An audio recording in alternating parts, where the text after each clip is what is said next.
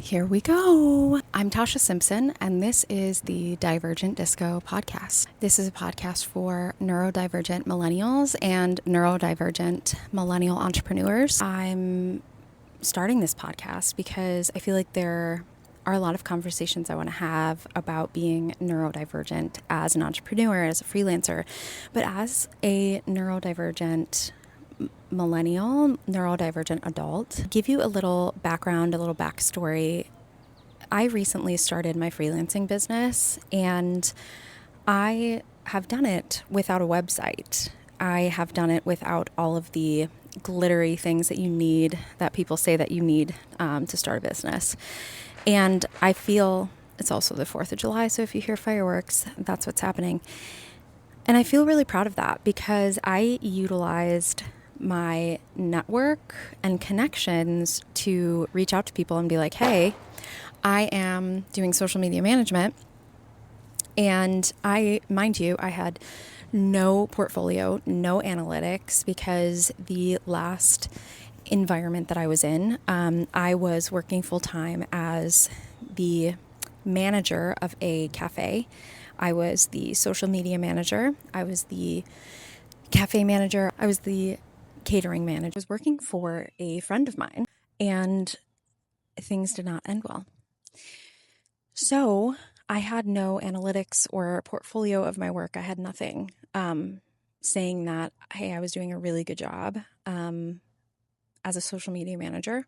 And I was so overwhelmed, my goodness. So I'm so grateful to be in a place now where I'm running my own business and doing things on my own terms and doing things one at a time. I'm not doing other management. I'm just doing social media management. Like I said, I just started my business, and I have one client and a few potential clients, and I'm having the best time. As a neurodivergent adult, I feel like it is so important, it is so essential for us to find work or create work that really flows for us.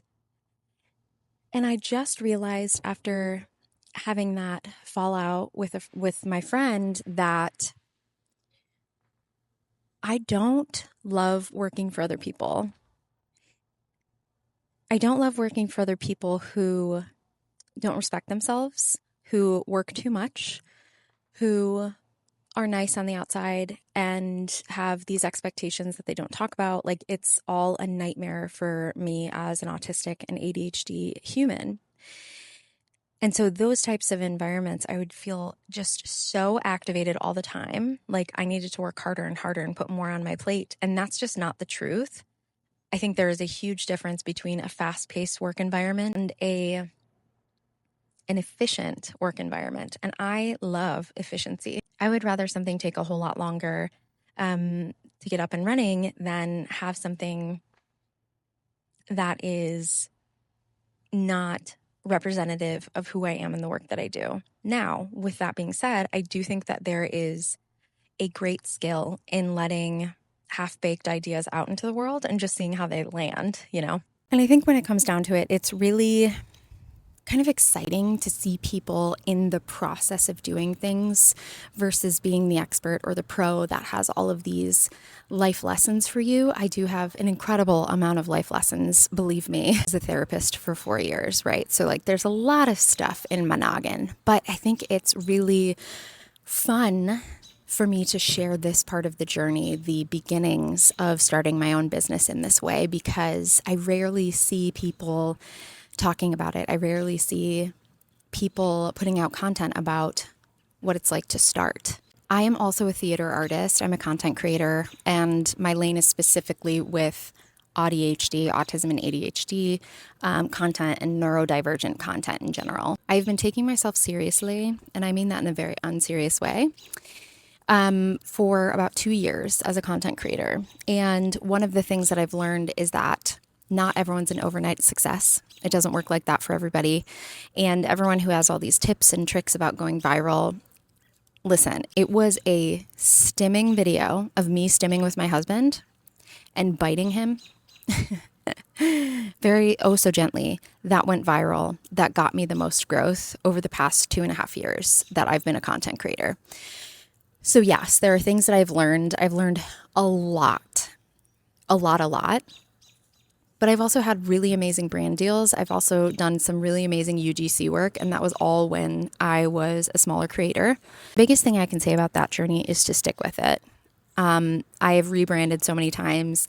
I have felt like I was failing and like, what am I even doing? It's like really interesting to like sit with a group of my friends and be the one that's doing the content creation, because like everything can be content, and constantly thinking about content and in an artistic way, in a creative way, not in a way that's like, oh, I need to make more content, I need to do it, I need to be a machine.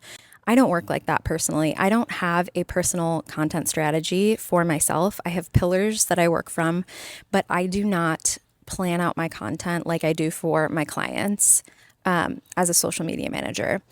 And I do that on purpose because I think when I get these light bulb ideas and want to create something, that is so much more fun to me than being like, oh, I have to create something, I have to do this, because it's kind of like you have to just do it in a way that feels good for you. You really do. So maybe that's your dream, is to become a content creator or take content more seriously. Maybe you're trying to become a social media manager and you're like, where do I even start? Maybe you are a neurodivergent millennial that is like, what works for everyone? Life is hard and I need advice. That is what this podcast is here for. So tune in. We'll have guests and a lot of conversation around how we do this in our own way. If you take one thing from this video, one thing from this podcast, is that you are neurodivergent, okay? You are disabled. You have to build your life in a different way than the neurotypical hellscape that has been built already. And that is a very, very important piece that will prevent burnout. Carving your own path as a neurodivergent millennial and as a neurodivergent entrepreneur is essential in your business. Like, you have to put yourself first so much, and you have to put yourself first in your systems before you build systems for other people. I'm really excited about this. I'm really excited. Check out my Instagram, tosh.irl_, and I have my email in my bio if you want to be a guest, if you want to talk about neurodivergent entrepreneurship, if you're a neurodivergent millennial and you're like, I have so much life experience that would be helpful to the community, please reach out and we'll find a time to chat. Thanks for being here. Bye, y'all.